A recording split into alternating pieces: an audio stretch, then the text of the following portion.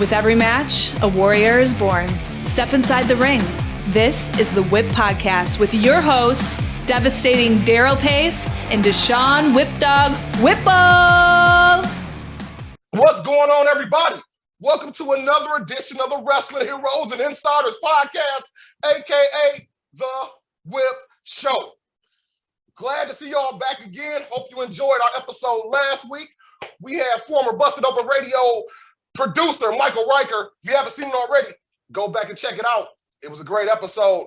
It gave you a lot of secrets. And make sure you check out all the other episodes. You know we had Gilbert, Vince Russo, all of them. Check it out on Spotify, Apple Podcasts, YouTube, whatever. It don't matter. Just watch all of them. And subscribe also.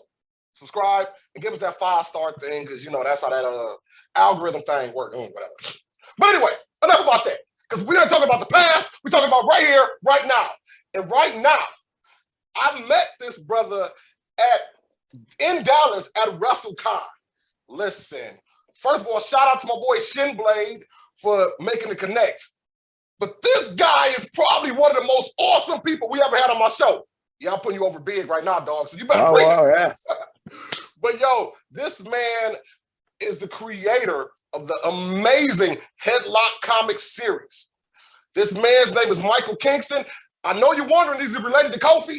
Yes, he is. Yes, he is. I'm giving an exclusive right now. I know I should have did that, but I put it out there. And Eddie too. Our mom liked a lot of different guys. Hey, just don't tell him that you're gonna be on WWE and AEW. It's a secret. It's a secret. But first and foremost, welcome to the Whip Show. What's going on, my guy? Hey, just try to keep it moving, like we do. For sure. And I'm gonna tell y'all something. I shouldn't say it anyway. He blessed us with his presence because he just woke up, dog, and he's doing the show for y'all. So y'all make sure y'all go out there and support, man. But for real, Mike, thanks again, man. And I gotta ask you, you started this whole Headlock Comics thing. First and foremost, what made you even get into wrestling? And have you always been a wrestler and a comic guy? Yeah, I was. That's kind of how it all started.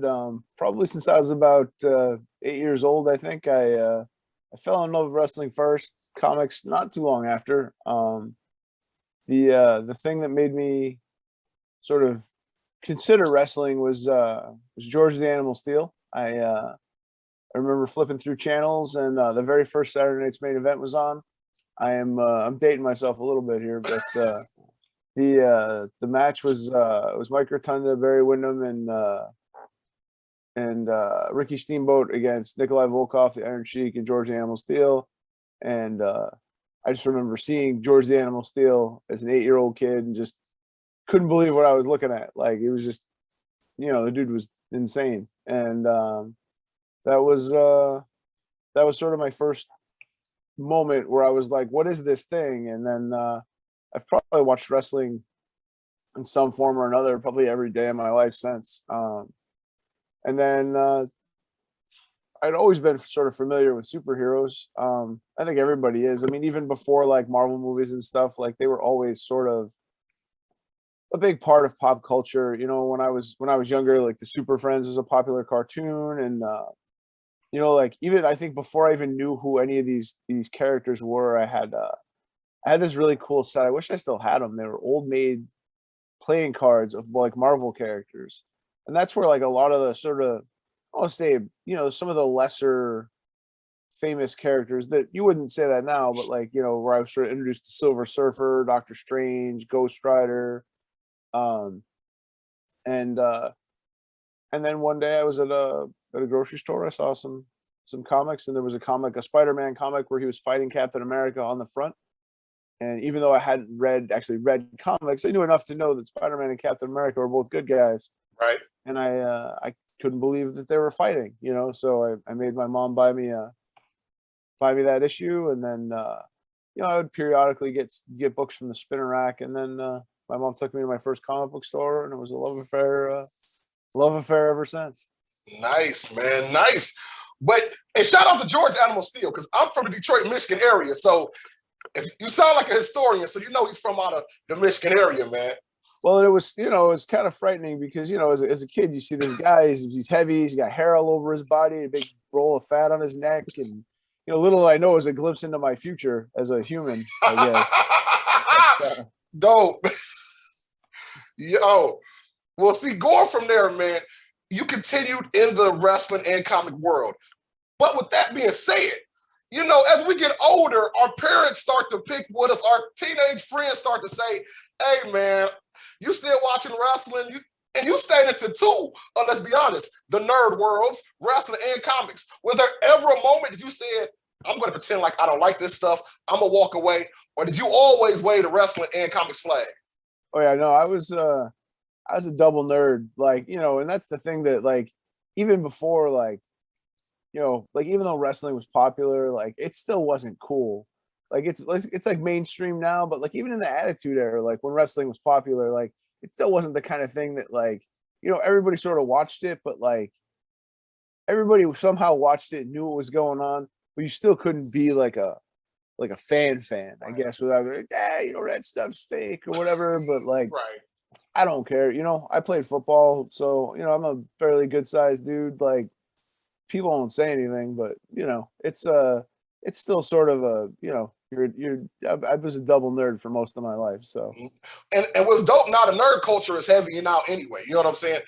Nerds actually pull women now. They didn't do it back in the day. They do now, so it's good. The geeks have inherited the earth. So you better believe it, Daddy. So going on with that, man. So you're in the mindset of wrestling and comics already. Now, most people say, I want to be a professional wrestler that stayed in love with it, or they want to at least be a part of the business that way. Did you ever try the wrestling route yourself or no?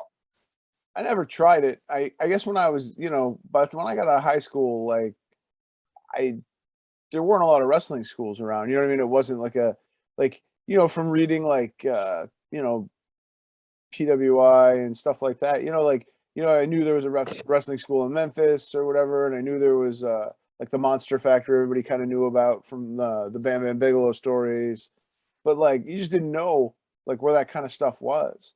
And sometimes I think about that, like if I knew growing up where there was a wrestling school when I got out of high school, like I feel like I probably would have gone and at least given it a shot. I don't know. I mean, I'm not, like I said, I'm not a little dude, you know. I'm 6'1". I'm probably about, you know, when I'm not carrying too much weight, I'm probably about 250, 260. So, I mean, I wouldn't be the littlest guy in today's world anyway. And like I said, I met him in person at WrestleCon. I'm a big dude, but he ain't little either, for real. Now with that going on, man, so you're doing this. You wish you thought about it, but you go into the comics world. Before we even talk about Headlock Comics, which is like an HBO drama, but I'm gonna let you put that over. I'm gonna test your wrestling historian-ism. Oh, geez. You talked about it's gonna be a test later. Oh, baby, I'm on you, bro. Headlock Comics, yes, is like an HBO drama, but there were a few dramas before Heels, and there were a couple wrestling TV shows. I'm gonna ask you a trivia question right now and put you on the spot. Who was the main character in? Damn, I'm about to forget the name of the show. Damn, I guess I messed up myself. It was an NWA show that they had on. It was a sitcom. Do you remember who was the main character? It wasn't called Over the Top, but it was something like that. The Road Warriors were on there. All the NWA wrestlers back in the day were on the show. No, I don't know what we're talking about. Lyle Alzado. I'm going to Google the name of the show because now I'm mad at myself. But yes, Lyle Alzado used to have a NWA sitcom back in, I would say, like the late 80s, early 90s. Yes. I don't know anything about that. That's crazy. I know who Lyle Alzado is, obviously, but yeah, I guess I didn't realize that. See, even I'm helping him out, man, with wrestling knowledge. Let's go. But with that being said, I do want you to let these people know exactly what Headlock Comics is and what was your inspiration for it. So I guess, you know, as I went along as a wrestling and comics fan, like, you know, there weren't a lot of wrestling comics. And to be honest with you, the wrestling comics they did made, I thought kind of sucked. You know, you can always tell, I think, as a consumer of anything, when something's made for money or where something's made for love. Yeah. You know, like the simplest example I always give people is Deadpool, right? You know, Ryan Reynolds played Deadpool in two different incarnations. And the first was X-Men Origins Wolverine, and that obviously that version of Deadpool was not remotely akin to the character that everybody knew and loved, and they all sort of, everybody kind of turned on it. But Ryan Reynolds obviously had a great deal of affection for the character and went back and made other movies that were true to the character, and those things were, a huge hit. So I think that wrestling comics were mostly like licensed stuff that were made when when wrestling was hot. Somebody would be like, oh, I bet you I can make a lot of money making wrestling comics, and then they would sort of hack out some stuff for a few bucks and whatever. And it was just, as a wrestling fan, I did not like them.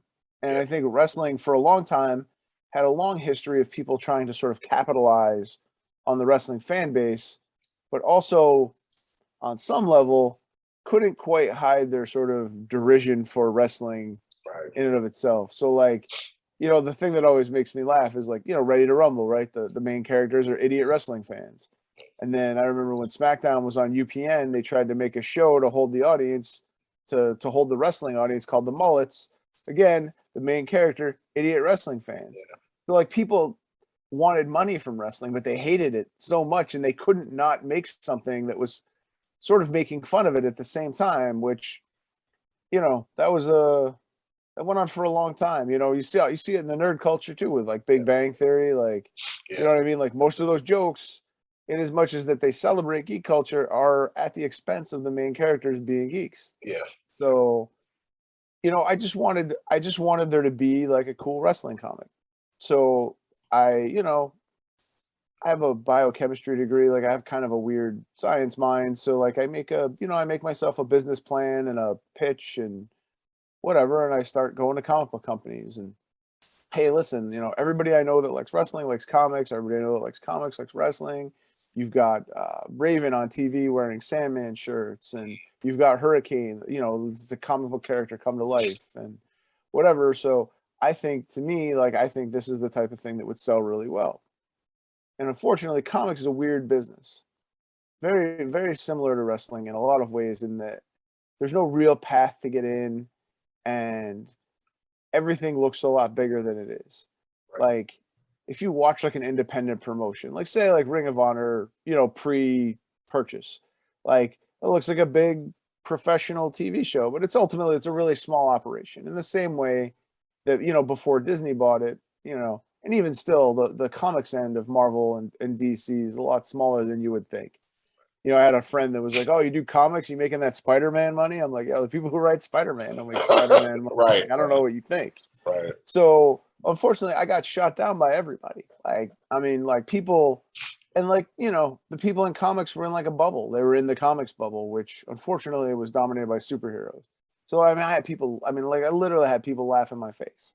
So, in my mind, I always knew there was going to be an audience for this thing. So I started making it myself. I sold it out of my backpack at wrestling shows, at Ring of Honor shows back in the day.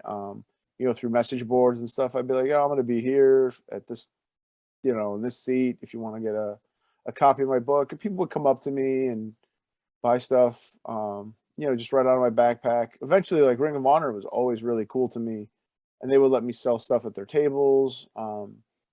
They advertised in my first couple books. And then eventually, I started doing Comic Cons, and, it sort of, I don't want to say took off from there, because it was a slow grind, just sort of, every book for probably 6-7 years, was hand sold by me directly. Wow. And then, Kickstarter became a thing, and that was really what changed it for me, was my ability to sort of bypass all the gatekeepers in comics and bring my product directly to the audience. And we did really, really well with our first Kickstarter. And then, since that happened, like, we've been able to, really sort of step it up. So we started with Headlocked, which is an HBO style drama about a theater major who drops out of college to chase his dream of becoming a wrestler. And then the funny thing that would happen is, as I started making Headlocked, I would meet wrestlers at Comic Cons that were there as fans. I met Hurricane this way, Christopher Daniels, Rob Van Dam, a bunch of different guys, and they bought the books from me, and then, reached out to tell me how much they liked it. And so then, like, a lot of guys would be like, "Oh man, I'd really like to do comics too. You know, I always wanted to do comics. So then I had this sort of idea about collaborating with wrestlers on sort of stories that were set in the Headlock universe, but weren't necessarily the main story. Right. And that became Tales from the Road. And so now, like, you know, I've probably collaborated with like 40 different wrestlers on Tales from the Road stories, and we're working on volume 5 for Headlocked right now, which is, you know, chapters 21 to 25. I think we're probably the longest running wrestling comic I think that's ever existed. I mean, definitely time wise, I think chapter issue wise too. And you know, I just wanted to make a cool wrestling comic. I never thought in a million years that like I would be sitting at a bar with Ric Flair, like talking about like a story from my comic book, or Mick Foley, or you know, any of the things that happen, you know. So I've been really lucky. You know, the wrestling business has been really good to me. Wrestlers have been really good to me. You know, I've been fortunate in all my time. I think I've only had one sort of bad experience with somebody. And everybody's, you know, to a certain extent almost treats me like a little brother or something, you know, like the boys look after me, and it's been really good and fulfilling. I was going to ask that. I was hoping you was going to use that phrase that we use, one of the boys, but I like it. The little brother thing was still good too. I like it, man. So it was a lot to unpack from what you just said. But first of all, I'm giving you your flowers, man, because I like what you do. I see what you do. But I want you to go ahead and drop some of them names that's part of Tales from the Road. So so the way we rolled it out initially was when we would do the Kickstarters, the Kickstarter version would have 2 or 3 or 4 stories that I did with different wrestlers. So it started with the guys that sort of were there from the beginning.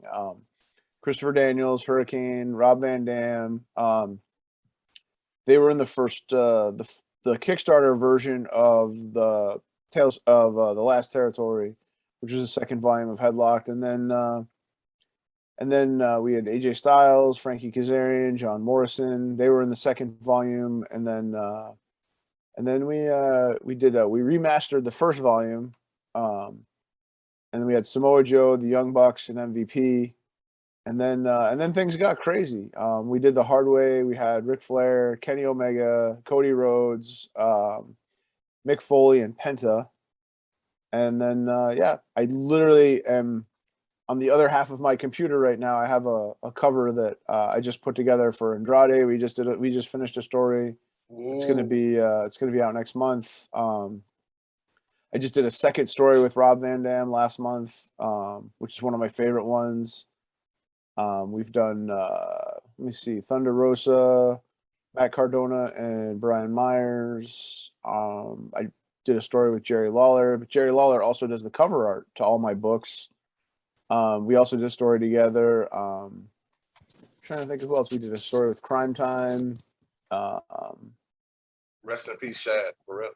Yeah, it was actually the last thing he did before he died. Wow, awesome. He sent me the edits like 3 days before he passed, and Shad was one of those OG supporters, man. He was such a wonderful dude. And it was funny because I was actually supposed to do a story with a different tag team, and it fell apart, not really due to anything on my end or the other team's end. It was just sort of a bad circumstance. And then, I had hit up Shad just because I'd known him forever, and he was always such a big supporter. And he's like, "Oh yeah," I'd love to do. He goes, "I love your books." And so me and him and Jay put together a story, and yeah, I mean, that was a tough one, man. I tell you, we just finished volume 2 for Tales from the Road that came out last month, and usually I have an introduction by somebody, but we did a little tribute to Shad in the opening, just because I think I legitimately cried more tears for that man than anybody that's not like a direct family member. Just the greatest dude ever, and lived up to everything they ever said about him. So. That's what's up, man. Rest in peace, Shad. We did love you, man, for real, man. I actually got to meet JTG at WrestleCon through Shin also, man.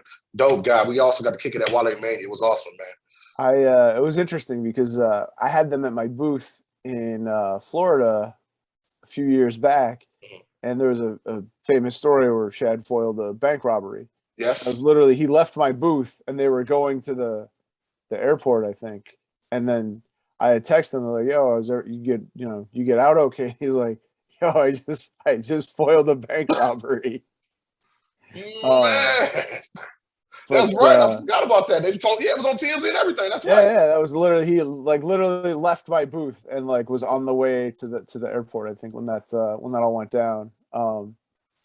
But yeah, it's Jay. I mean, so I've known Jay forever too, and I mean, just good dudes. They were at my Comic-Con booth at San Diego a couple times. I think Shad came to New York one year because he was just in town. We had New York and walked him around, and they did that show in Florida with me. So yeah, they've and that's kind of the fun part, is a lot of wrestlers like comics and they want to be a part of it. You know what I mean? Like, I don't necessarily, I don't want people who don't want to be there, Right. like, because again, you can sort of feel when something's made for love or money. So, I always want to work with guys that sort of want to work with me, or, guys that I can at least get excited about working with me. I mean, because there's been some times where I've gone to collaborate with somebody and maybe we just didn't have the right chemistry, Right. and just kind of like, all right, maybe we'll come back to this and whatever. But like, there's no hard feelings or anything like that. It's just, you know what I mean? Like, you just, sometimes stuff doesn't click, right? Real. But for the most part, I mean, everybody's been great to deal with. I've made so many really good friends. When I was a kid, not as a kid, but I guess when I was coming up, like, Hurricane was like one of my favorite wrestlers, just because I love comics and I love that gimmick. And now he's a really good friend of mine. And we collaborated on a story that's one of my favorites. And hopefully we'll be able to collaborate again. And yeah, it's been really, really cool. You know what I mean? I never expected, Jerry Lawler's one of my best friends. We're going to be in Kansas City this weekend. And yeah, it's like I said, man, I just wanted to make a cool wrestling comic when I started, and everything has exceeded my wildest expectations. That's what's up. Totally amazing, man.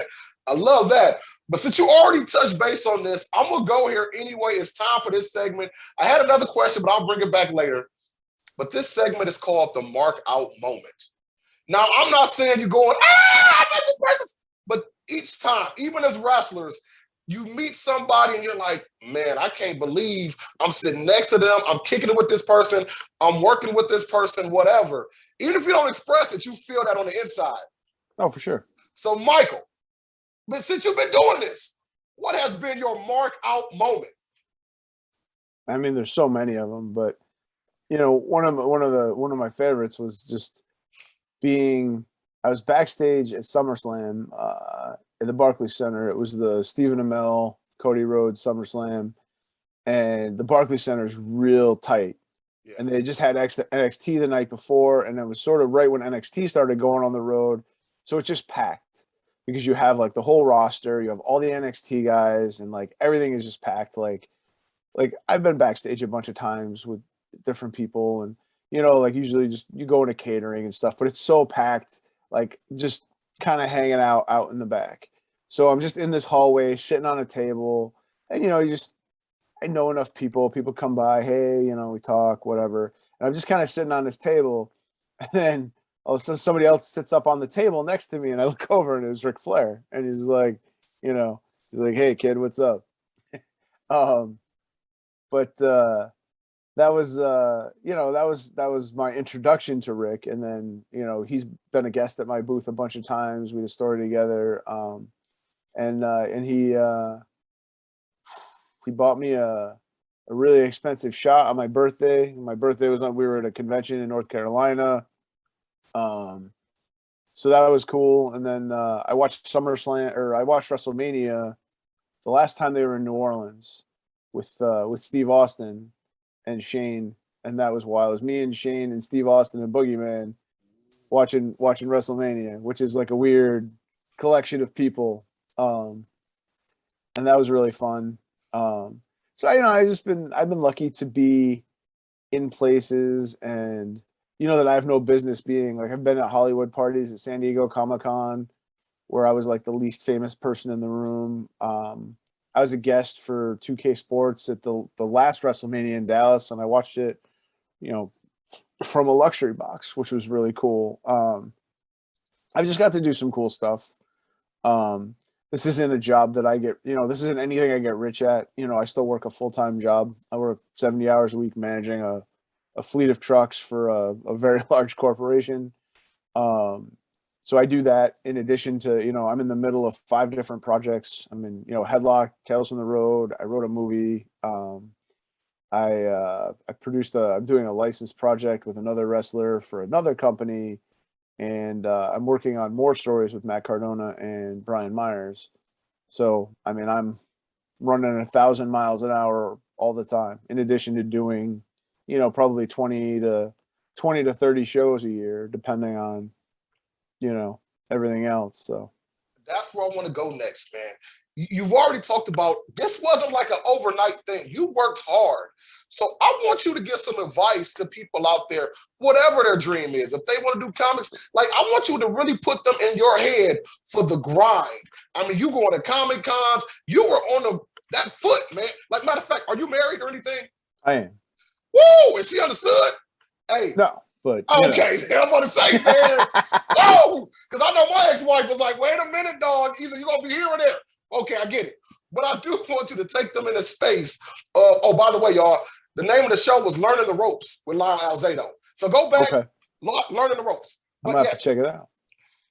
Just tell people a little bit more about that grind, man. Like, tell them what they got to do, because I know a lot of my friends, they say they want to write comics, and it starts here, but they got to realize it ain't just in your head. It's a lot involved. One of the things I've been doing over the last couple of years, because everybody's been kind of good to me. And I've been doing panels on breaking into comics, and it's sort of like I'm actually doing one this weekend in Kansas City. It's like sort of 50% instructional, 50% inspirational, motivational, whatever, to just try to get people in that right mindset. More than anything else, you know what I mean? And I hate to crib somebody else's catchphrase here, but Cody's right, man. It's do the work. People come up to me all the time and they'll be like, I had this idea for a comic that was just like Walking Dead. And listen, man, Walking Dead's a great comic, but it ain't Shakespeare. You know what I mean? Like, you could do it. Anybody can do it. Like, you know what I mean? Like, I have a biochemistry degree. Like, I taught myself to write.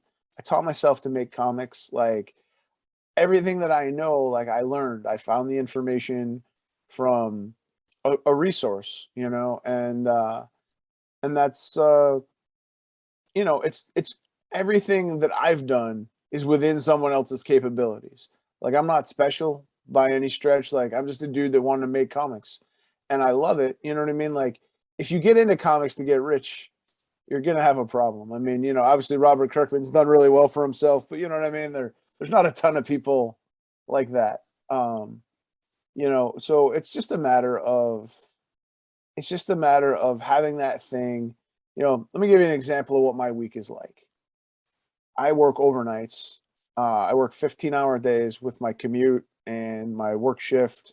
And then I'm technically on call because I'm a manager all the time. So, like, I'm getting work texts as we're talking.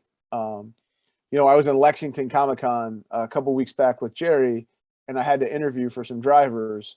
And so I was on a 3-way phone call at my booth with my boss and prospective drivers while I'm selling comics. So, I've got my headphones in and my phone's in my phone's kind of, on the table, and I'm talking to people and selling books. And then I sort of unmute myself and be like, all right, what kind of schedule are we talking about? Click it back on and be like, all right, that'll be $20. Wow.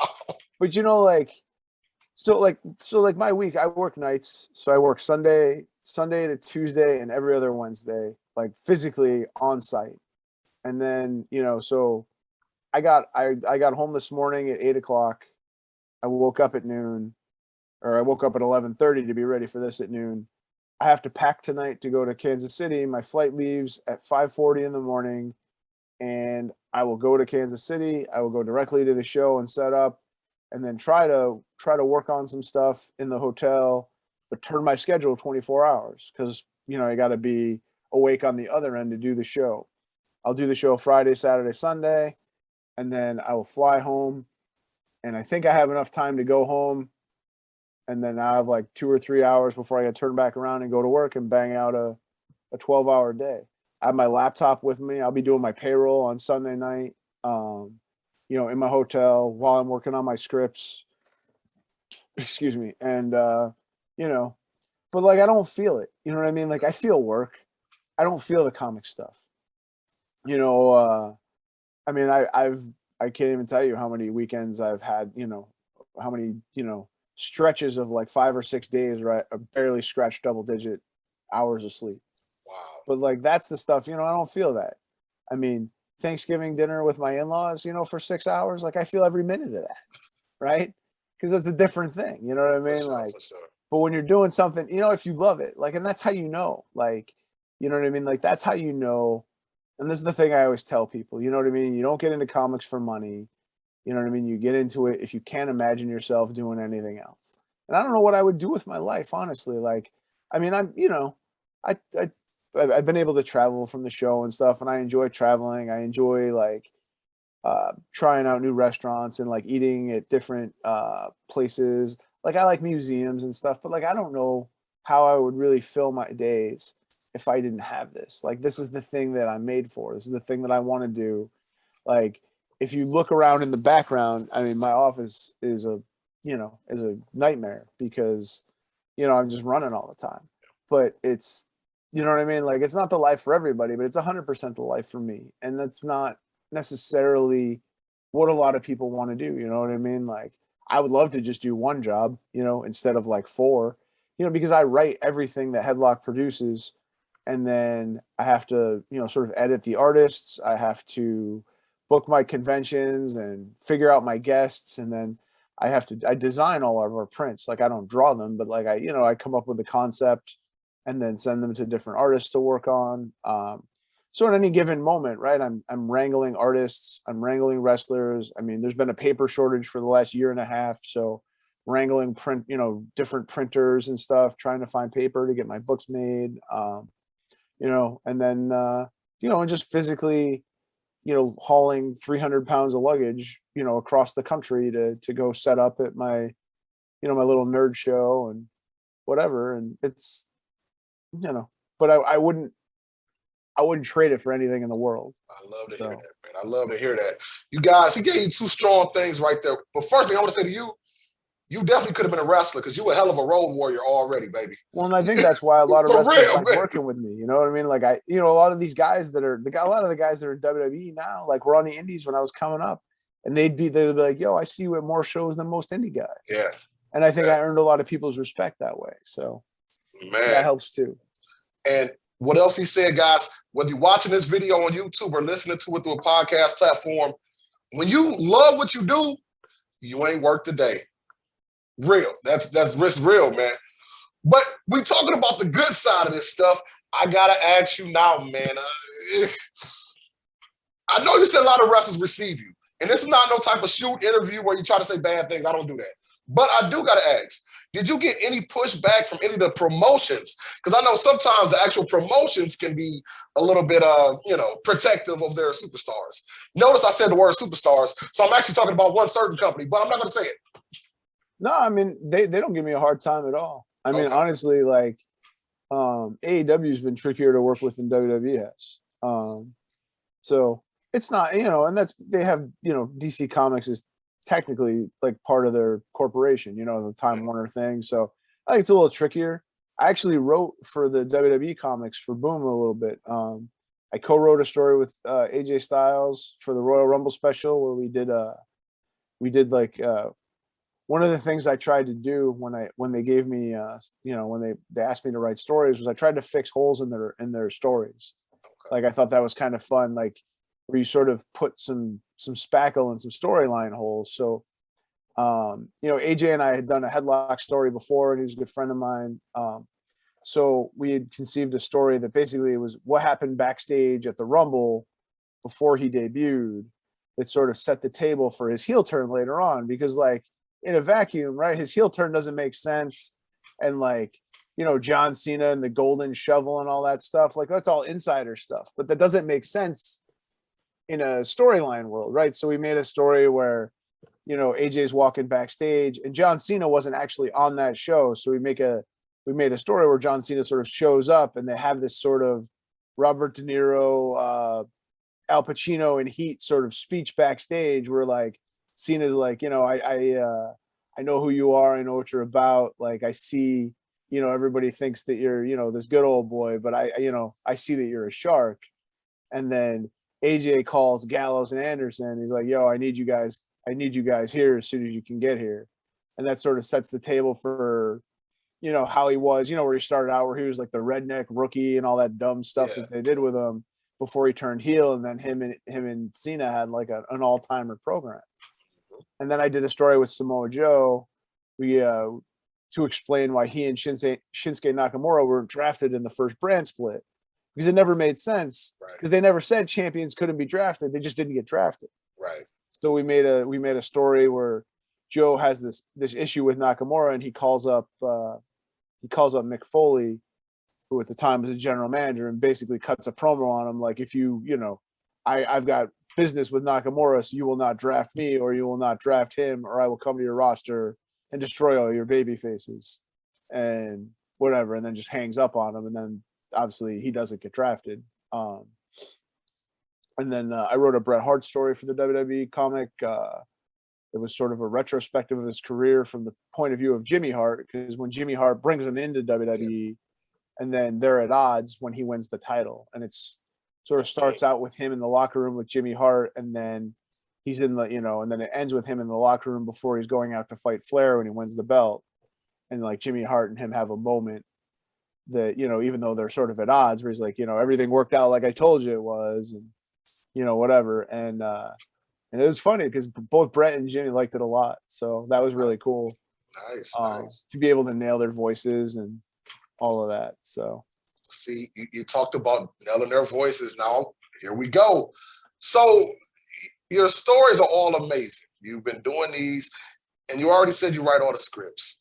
I'm saying, should we expect an actual sitcom or a movie or something coming from you down the pipe?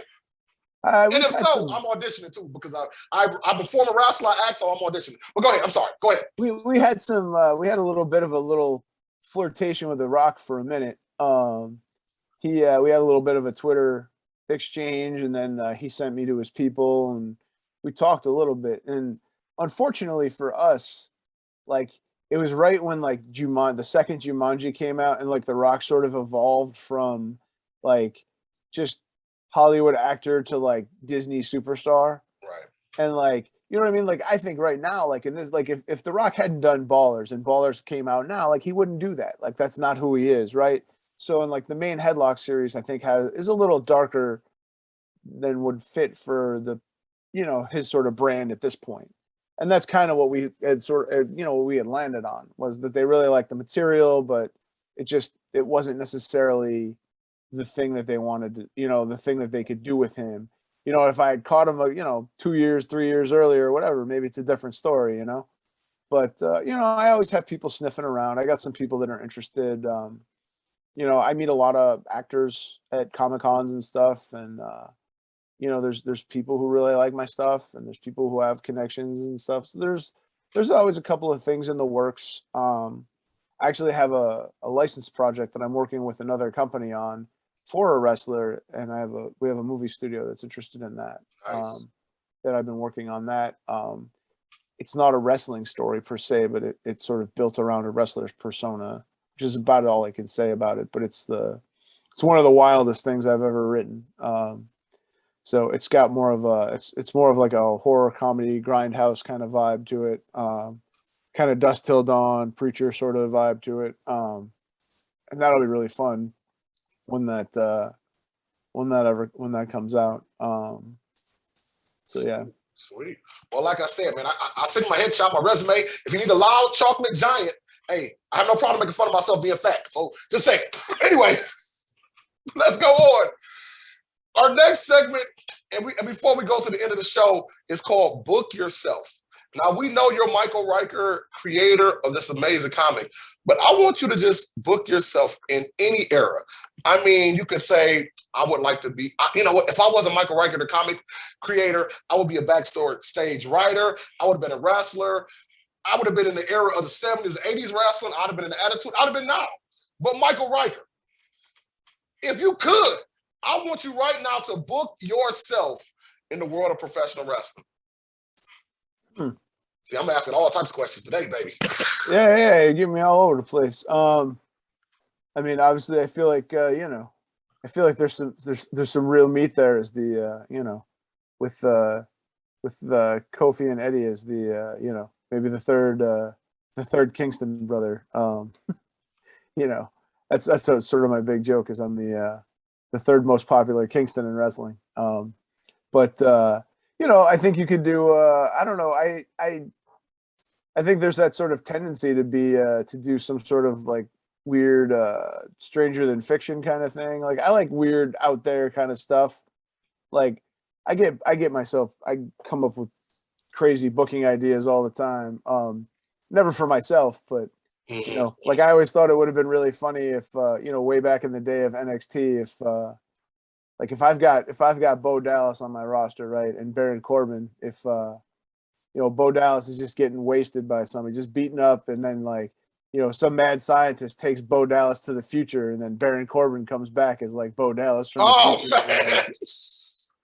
Nobody, you know, he's a little balder and bigger, and like, you know, whatever. Like only a writer and a wrestling guy would think of something that's off the like out of nowhere like that. For real, I think of weird stuff like that all the time. That's what's up.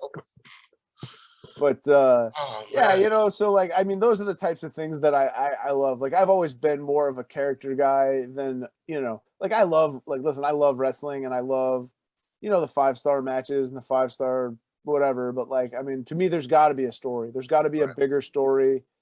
There's got to be, you know, some character moments. Like it can't just be, you know, and it's fine for the undercard. You know what I mean? Like a match for the sake of a match, or you know, I love a good scramble, like spot fest dive thing, whatever. But like, you know, I like the stuff that's got, you know, character moments and things to sink your teeth into and whatnot. So I would definitely want to do something like that. So I don't know. I do think it would be I don't know. I have to really kind of think about it. Like I definitely wouldn't want to be I definitely wouldn't want to be a champion. Like I always had this sort of idea for like a brawler who sort of, you know, ends up in like a love interest with like another, like a female wrestler, but like he's like too crazy and then like ends up taking like, you know, some sort of like mood stabilizers or something to calm himself down, and then like,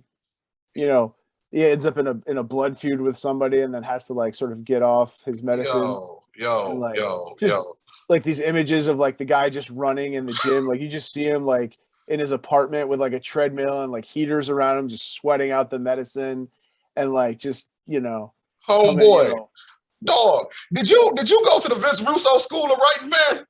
I'm saying, no, I love it, dog. But I like that because you actually, that's what I think we should do more of. I mean, I'm not going to go too deep into the current product, talking about it, whatever. But we need to start throwing more things at the wall and try different things. I think you could probably agree with that. I definitely think you can be too safe. You know, I mean, when I was younger, wrestling was the craziest stuff on TV, and now, like a lot of the guys wouldn't, you know, you couldn't even get them on like RuPaul's Drag Race, right, or the Real Housewives of Orange County. You know, like reality TV sort of took over as like the craziest people on television. Right. And I think you got to let the guys go. You got to let the guys go nuts. Like I love, like, you know, like it's not for everybody, whatever, but like I love the Orange Cassidy character. Like I think that's a, you know, like I just love when people do something different and something original instead of, like, one of the things that I really do not enjoy is like everybody's sort of doing their version of something else, because, you know, everybody that gets into wrestling, much like comics, everybody that gets into wrestling is a fan, right? Right. And but you got to kind of, I think on some level, put that fandom aside, or else you're going to end up, it's a snake eating its tail, right? You're like, oh, well, I love Jake the Snake growing up, so I'm going to do my version of Jake the Snake or whatever. But like, you know, and I think that things can inspire you for certain, but I think that there's times where that descends into cosplay or homage, you Yeah, know, yeah. like Shinsuke Nakamura, very clearly inspired by Michael Jackson, but he made it his own, right? Velveteen Dream is wrestling in Prince cosplay. And I feel like that's where it becomes a parody. You know what I mean? Like, so I think that you gotta, I don't know. Like, I would love to see them let guys go crazy and just do, you know, and sometimes you got to stick with something. It's not going to be a success overnight. You know, Scott Steiner to me is one of the most amazing promos ever. But like when he first split up and they sent him out there with a microphone, like he wasn't good. And they let him go out and sort of just find his voice. And he developed a voice. Same with like Ernest Miller, right? When WCW was going on. Like, I mean, he was awful when he started. And then he became like he found his voice and found that character that worked. And like I'm in the minority, I think, but I kind of love this, you know, this new version of NXT where you're sort of watching people workshop characters on television. Like I find it fascinating. Like it's my favorite thing is when somebody finds their voice and they hit that next level of confidence. And you can see it in their performance. You can see it in their mannerisms. Like as a performer, like everything becomes a little crisper. Everything becomes a little more exaggerated. Like they know who they are and they're not thinking about what they're doing. They've just become this person. And I think it's like, I love watching for that stuff. I think it's fascinating. Like when somebody finally becomes comfortable in their own skin as a performer and they're not overthinking it. And then they can just be. So. I mean, I think Kurt talked about that. He said, even as a performer, you do your thing. They tell you to do these things, this and the third, but sooner or later, it just clicks and you're there. Yeah. I mean, look at the Tribal Chief right now. I mean, He was already with the Shield. He was doing his thing. But right now, this version of Roman is out of here. And that's part of the problem. You see it in wrestling and in comics is like things that are overproduced, top down, you know, from the editors down to the performers and stuff. You know what I mean? Like Orange Cassidy, you know, he developed that gimmick on the indies.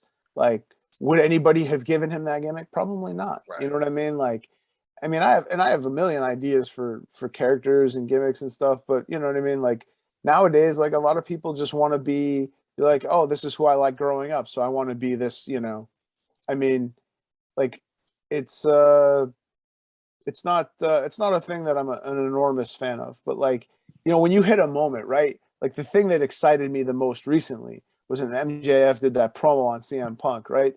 So to me, watching MJF, like he had some great moments, but to me, he always felt like a guy playing what he thought was a heel. Like he was, you know, sort of a heel for the sake of being a heel. And in that one promo, he gives you everything that ties everything together. Like it was always dumb to me that he would make fun of Wardlow because, like, even if you're paying him, why would you be a dick to a guy that could kill you? But then it makes sense, right? Because he was teased by jocks, and Wardlow is that person who's sort of taking that damage from the damage, you know, the trauma that he took growing up. And like MJF isn't even a real character. Now you see MJF as a character, but it's a shield that young Max makes to protect himself from being hurt after being hurt for so long growing up. And it's fascinating. And all of a sudden, everything that he ever did made sense to me. And he delivered that promo with such passion. Like it was great.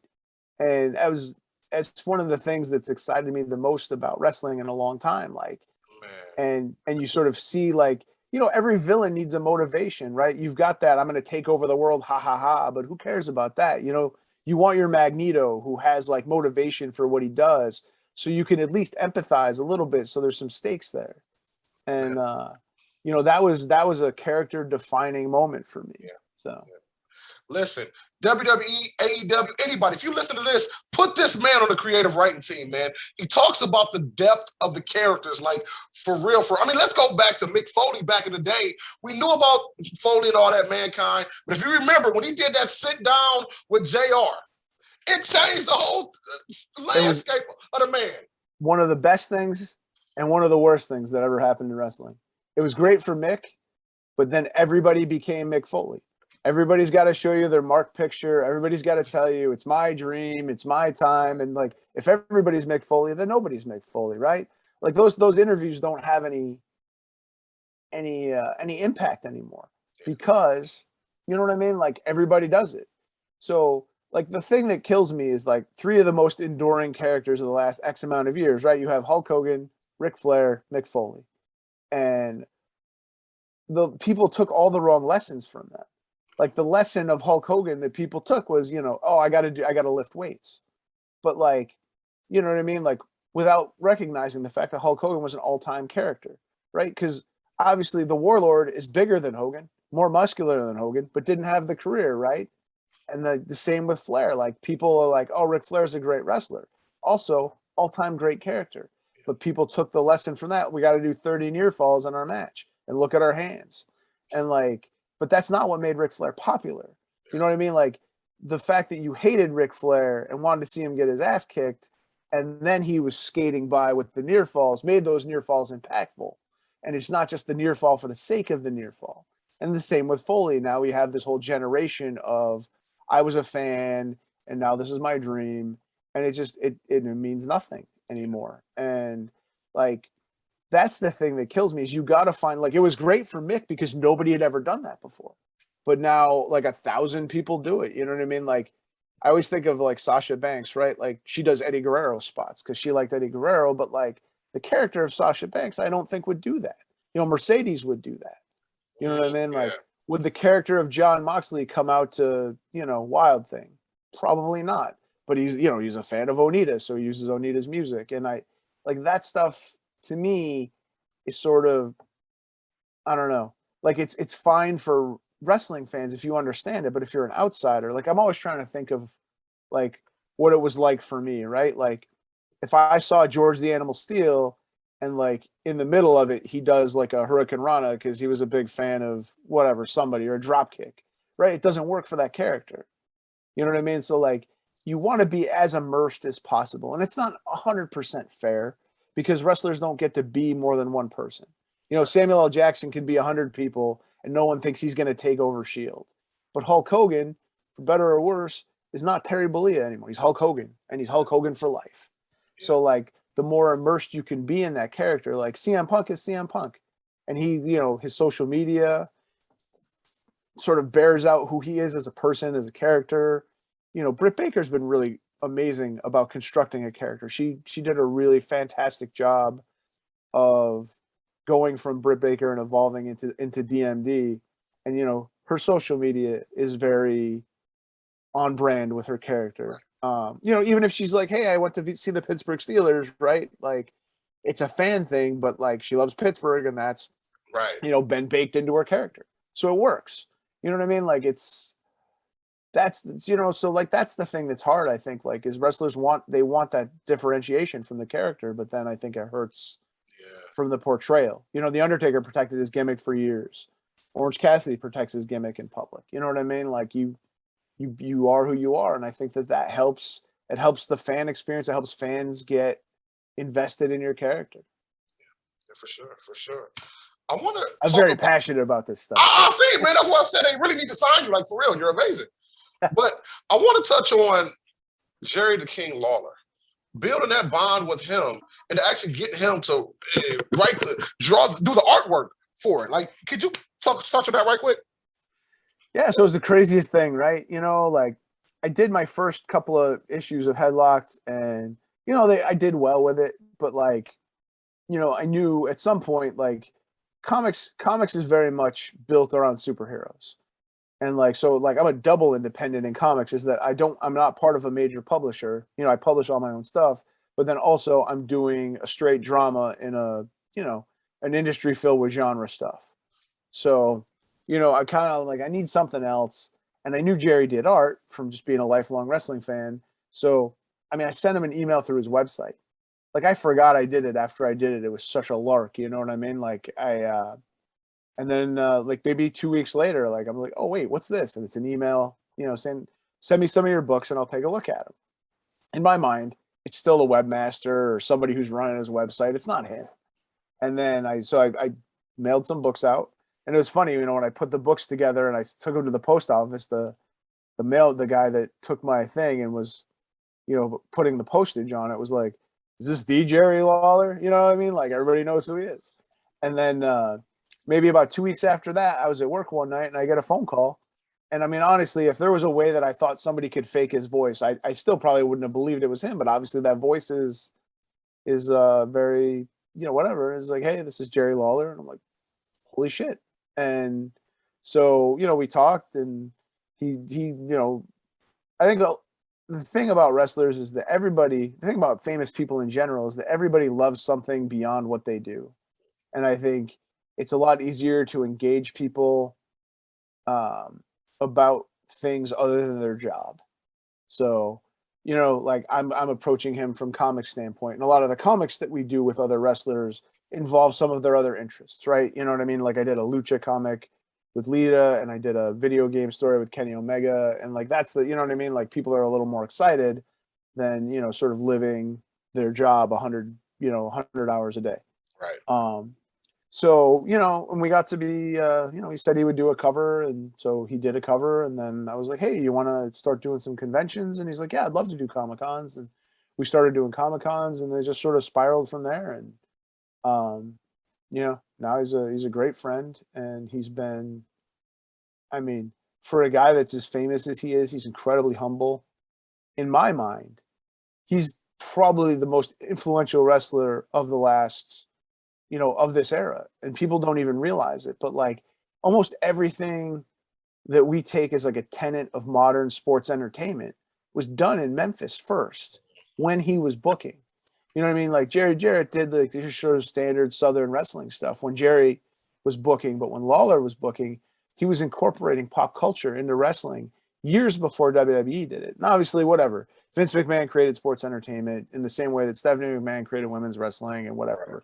The winners write the book. The winners write history. Right. But I mean, like Jerry had Adam West on his show as Batman, and he had monsters. He had Dr. Frank, and he was a guy in a Frankenstein mask, and Kamala, and Andy Kaufman was on Taxi. Right, and he had celebrity involvement. Right, yeah. The Andy Kaufman thing. He's doing reality. The slap on Letterman was probably the first element of reality TV to exist. Like. All of ECW was almost ripped entirely from Memphis. The brawls, the style, whatever, like so much of what we consider modern sports entertainment came from his mind. And like, he'll never get the credit that he deserves for that. Like, I mean, and then obviously he's a Hall of Fame commentator. He's a Hall of Fame wrestler. I mean, it's one thing for Ric Flair to go around the country, right, and draw in different cities. He drew in the same, 5 or 10 cities for years and sold out in the same place. Like, I think that's I think as a draw, that's unparalleled. I think as a creative force, he's unparalleled. I don't think he'll ever get the, like I said, the real, the flowers that he deserves. I mean, he's obviously going to be celebrated as a first ballot Hall of Famer and whatever, but like, I mean, there's so much of wrestling we owe to that man. Yeah, for sure. Man, so much to cover, and I don't want to keep you all day because I know you got so much to do, but just tell these people real quick why they should get your stories and where they can get them at. So all of my social media, my website, everything is Headlocked Comic. You can order my books through my website. I run everything. So if you've got questions or whatever, if you have questions about trying to break into comics, like I try to help everybody as much as I can. I'm a firm believer, right? Like if you put positive energy into the communities that you're in, and that's the thing that the big mistake that creatives make a lot of times is, what can you do for me, right? Like, people come to me all the time that want to break in, and they're just like, oh, this is my thing, and they don't give a shit about what I'm doing. And like, I try to support, I've backed like 300 Kickstarters. I try to support creatives. I try to support my friends. I try to support, up and coming people in as much as I can, because I firmly believe, like, you know what I mean? If you put positive energy into stuff, you know what I mean? That's going to come back to you. And maybe it's not one for one, but whatever. I mean, you obviously, if you do something to get something back, that's a little bit disingenuous too.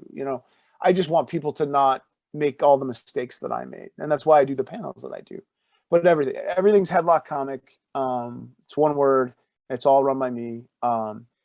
We do Tales from the Road stories in Pro Wrestling Crate. They come out, couple times a year. We got a bunch of them slated for this year. Andrade is the next one that we'll be doing in there. And then we run Kickstarters periodically. And that's the best way to support us, is to support on when we run the Kickstarters, because we have opportunities to get everything that we've done. We have opportunities to get limited variants and stuff that you can't get anywhere else. There's a lot of cool stuff you can get, and that's what helps us out the most, because that's what gets the books made for us. That gets us enough money. I barely see a dime out of any of this. You know what I mean? I basically work to pay artists and pay printers and whatever, and and it's fine. Like I said, I mean, this is obviously at this point it's a labor of love. That's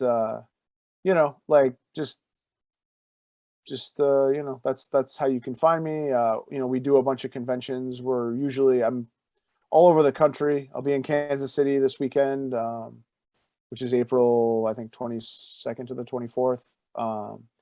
And then we'll be in MegaCon in Orlando. I'll have Jerry. I think the Hardys are coming with me. And somebody else. I just lose my train of thought now. But we got shows this year in Dallas, Denver. We do San Diego Comic-Con every year. We have the only wrestling booth at San Diego Comic-Con.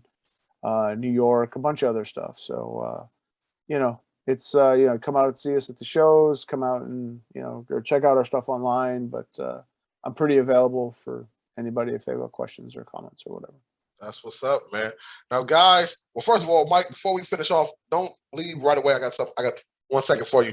But the final thing that we do is called Ring the Bell. It's where I give you 60 seconds. You can tell the people anything. You can tell them what you ate today. You can give them another inspiring word. You can just say, you know what? I don't want to talk about nothing, Whip. I'm out of here. But, Mike, I'm going to give you 60 seconds. Go ahead and ring the bell. I think the thing that, I definitely want to impress upon people, I know I said it earlier, but, anything in this day and age, right, between technology and things, like it's so much easier. It's so easy to accomplish the things that you want to. And I mean, the first comic we did for Headlock was called A Single Step. And that's really, every journey begins with a single step. And, the sooner you start going. You're going to suck for a long time, but eventually you're going to not suck, and eventually you'll be great. So, don't let fear and doubt and whatever chase you away from accomplishing your dreams. Man, that's amazing. See, y'all thought y'all was going to hear about a comic book. You didn't know you was going to be inspired. 5 years from now, when y'all listen to this podcast, you're going to be like messaging me. I'm going to be old as hell. You're going to say, Whip, thank you for this podcast. Michael, thank you for this podcast. Man, sorry, I'm an animated guy. But guys, you know what it is. Michael Riker from Headlock Comics, thank you very much for coming on the show, man. I had a great time. I hope you enjoyed yourself as well. Fans, thank you for always tuning in. Y'all been checking us out on YouTube, Spotify, Apple Podcasts, and everything. Make sure you keep doing that. Keep telling your friends, man, to check out this episode, the previous episodes. We come back each and every week with more wrestling heroes and insiders. So see y'all next time on the Whip Show, man. Deshaun Whip Dog Whipple and Michael Kingston of Headlock Comics. Take care, y'all.